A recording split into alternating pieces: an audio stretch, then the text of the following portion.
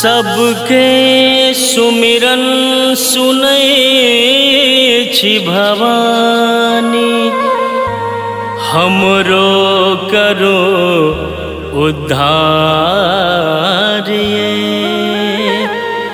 कल्पित एलोहीं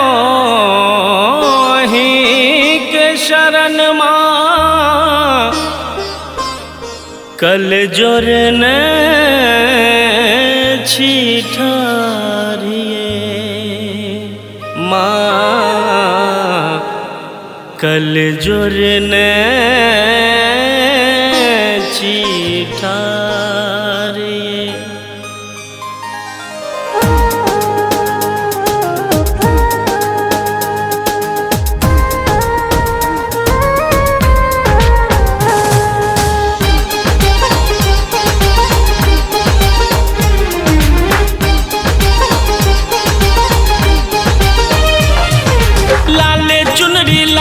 टिकुली लाले ले लियो कंगना,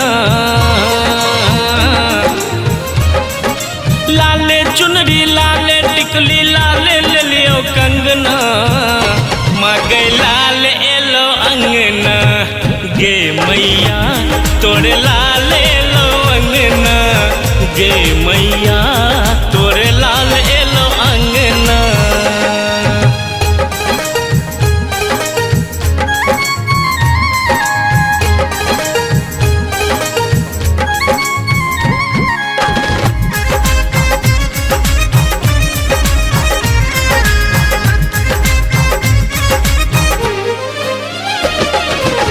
लाले लाले अरहुल के माला बन लियो, पटवा से लाले लाले मोर किन लियो।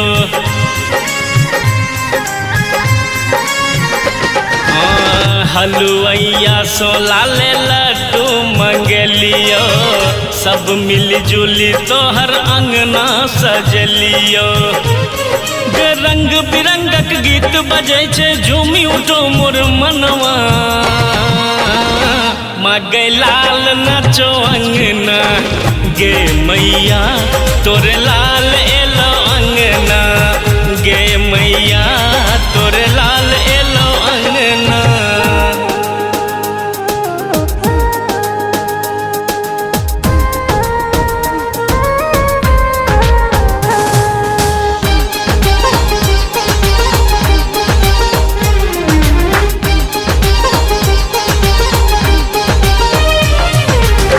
सुनहिन मैया नहीं करहिन विचार माँ, हम सब दुखिया भएलियो लाचार माँ।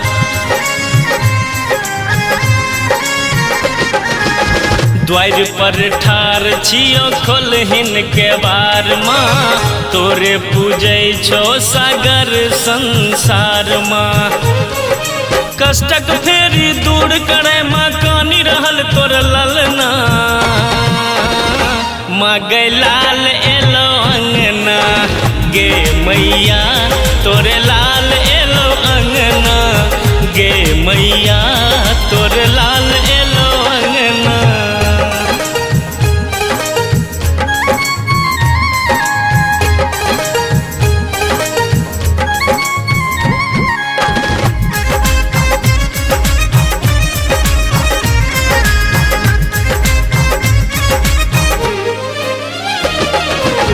जिन मांगे संतान कोढ़िया मकाया, तोरा सन कियो ने गहे महामाया।